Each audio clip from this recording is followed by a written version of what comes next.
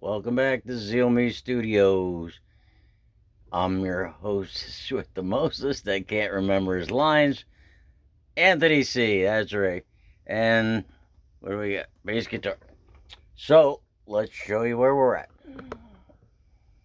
Where we left off is, and I don't think I can zoom. So sorry, I'm gonna work on better videos, but you'll get the point. So we came to the conclusion we're still at the bass guitar. Really get back to it. I'll tell you a side note later in case you just want to get to it. Where were we? Zoom out a little bit. And don't ask me why. Okay.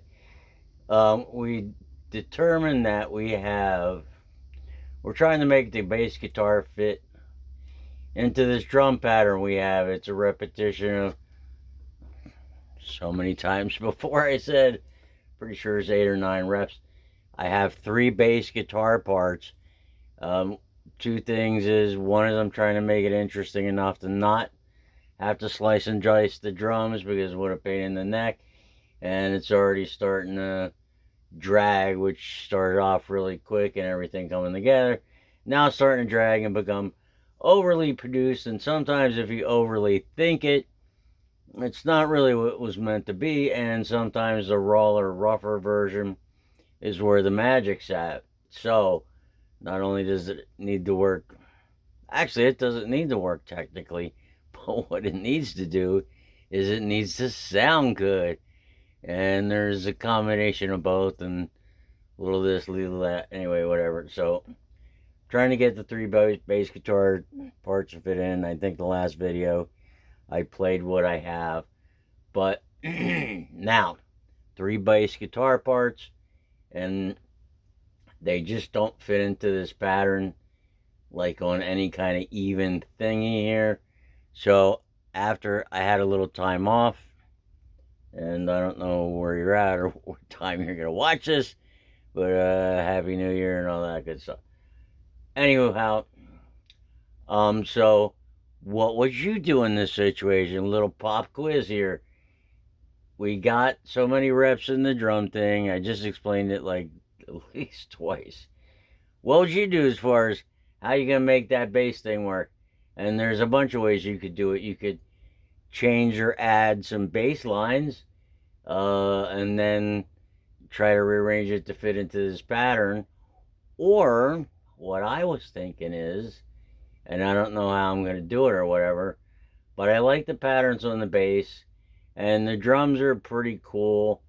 If I hit the little changes at the right time with the bass parts I have, actually it really sounds good. It meshes together very well, blends together very well. It has some magic, especially in the one part where I do like these breaks, lines up to where the drums almost have these little breaks or stops in there. So, but they're just not lining up once I get past the first rep of bass lines to go with the drum thing. So, an idea I had was, I started off playing it the correct way until where it gets to be whacked. And then I could slice into the drum pattern and see what I could do, to fix the problem. And that could mean adding in some other kind of drum loop, which I just had a hard time finding anything that blends to this particular pattern because it used up all the patterns in its version of a song view. Hopefully that's making sense. When you pick a song in the drum thing, it usually gives you a whole bunch of choices as far as beats, and usually one of the presets they have is all the beats put together to make a song, and that's what this is, because that was the quickest way to get to the conclusion of making a song, except for now it's dragging, so it's defeating the whole point, and blah, blah, blah, blah, blah, blah. So, fast forward, that's what I'm thinking. So, where it starts to get off, I stop and split the drums and see what I can do with it to get the timing to correct itself so I can use those bass lines again. Either that or I'm going to have to rearrange the bass lines a little bit, or something's got to happen. But that was my idea, is figure out where it's whacking out and slicing and dicing in the drums. So let's have a crack at it and see how far we can get. Oh, hold it. Hold it. Hold it. Hold the show. Alright, routing. This is where it does take some time for setup of the whole thing. And the way this works is ridiculous.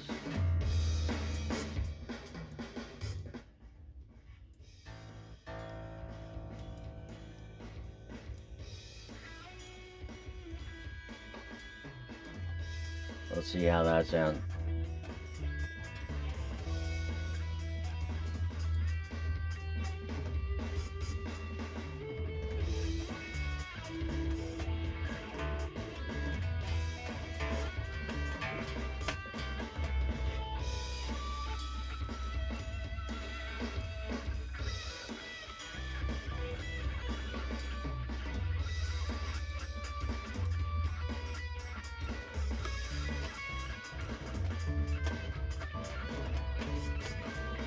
Actually, it's not sounding too good.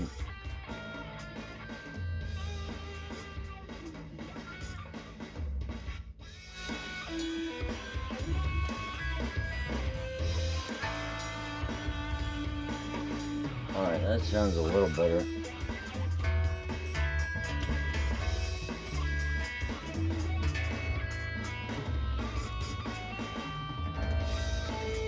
Alright, that's pretty close in volumes.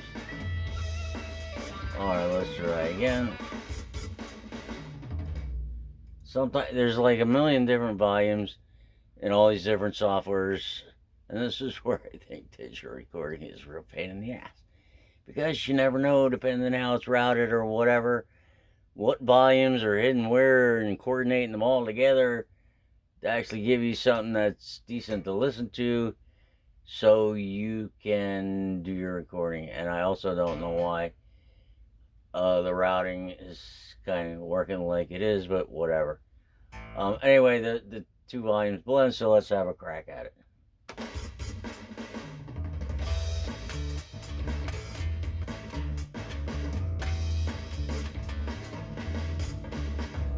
Actually, something doesn't sound right here. And see, don't ask me because I didn't really... Oh, I did change something. Ah, okay. Let's find it.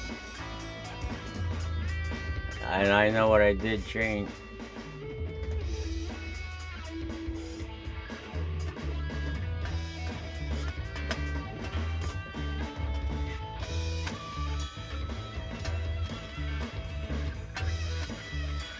Alright, that sounds better.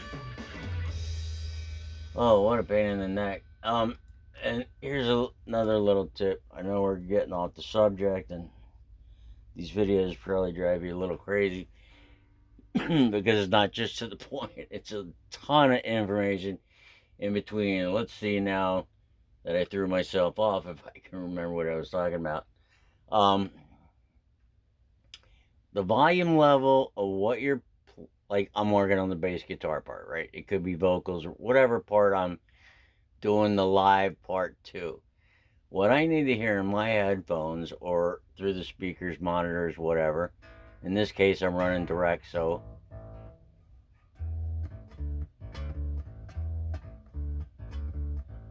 actually, I think I'm gonna drive that a little bit more.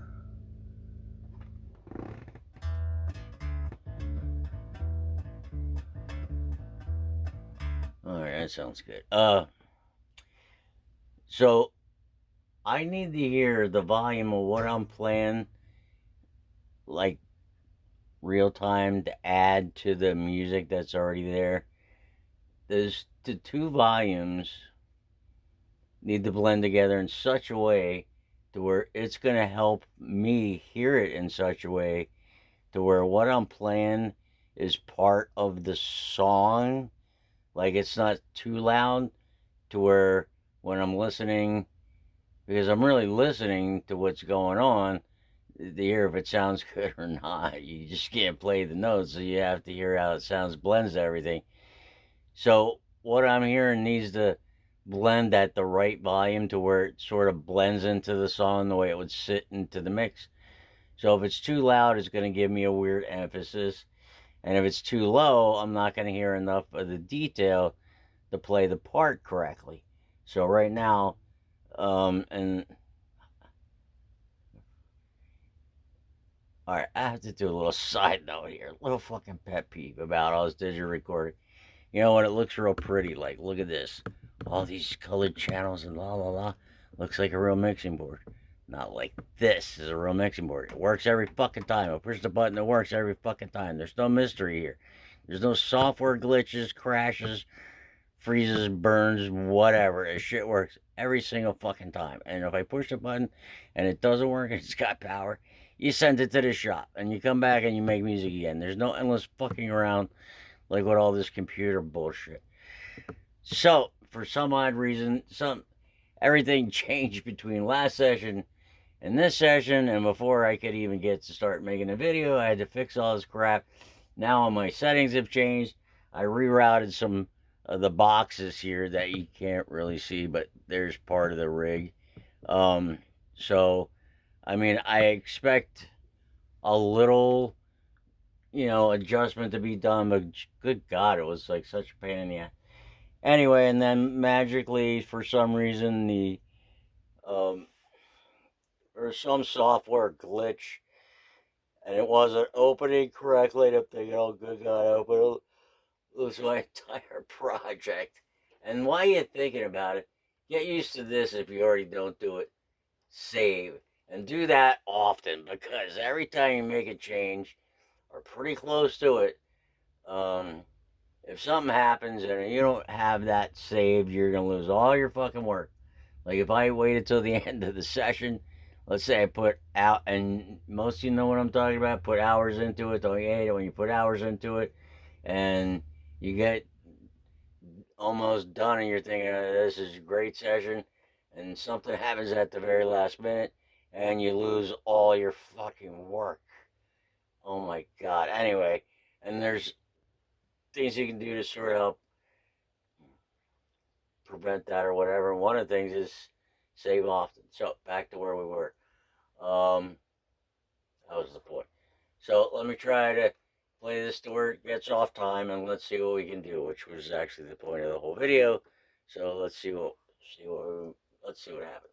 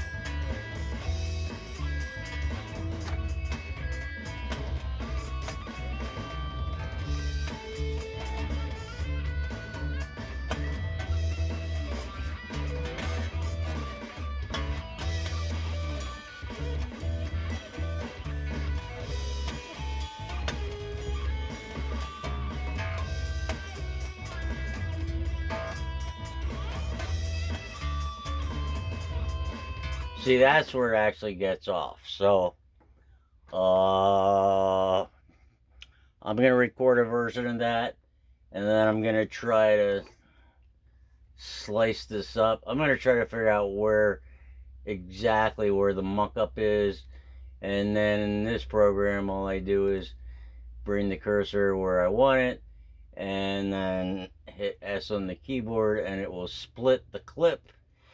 And I can try first rolling the clip backwards, and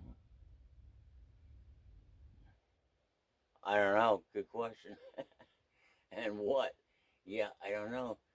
So I'm just gonna basically rehearse this section up to where it gets off a little bit, and see what I can either find on the bass guitar that's gonna fit and help me keep the rhythm going, the groove, or where it starts to get off is where I'm gonna split it and try to do some kind of magic with either find another loop to smash in there, maybe a fill, maybe just adding the fill will change it, and maybe I can take a fill from what's already here, or I can go to the library and try to go back and fish for something similar. So those would be my ideas as far as what I can do. So I'm gonna practice a little bit, and then I'll be back, and we'll see what happened. And if you have this track and you're working on your own beat or whatever, um, think about it. What would be the options on how to fix this dilemma to get the bass guitar to fit in to the drum loop thing? What can we do since the timing gets off right about here, which is only about a minute in? Which, you know what, which is another cool thing to think. See, we're breaking this down even more now, because if the song is 3 or 4 minutes, you can divide it up in minutes. Like up here, you can add markers or whatever by minutes, and that'll sort of help, like, fix your repetition thing. So, like, an entire rep of all your changes should last about a minute, and then you start over and do it for another minute, and then do it for another minute, and you got 3 minutes, and you're pretty much out of there, or maybe a little bit longer or whatever. I think this ends up to be about 4 minutes, which it does, which I don't know if I'm going to keep it that long or not, but since the whole drum loop worked out to be 4 minutes, we're going to go with that as a starting place, and we could trim it and do a whole bunch of other stuff. So, what would you do? You can post your comments, questions, or suggestions in the comments. Not that I'm going to do it, but let's see how clever you are. Anyway, that's it for this time. This is your hostess with the mostest, Anthony C. I'll see ya.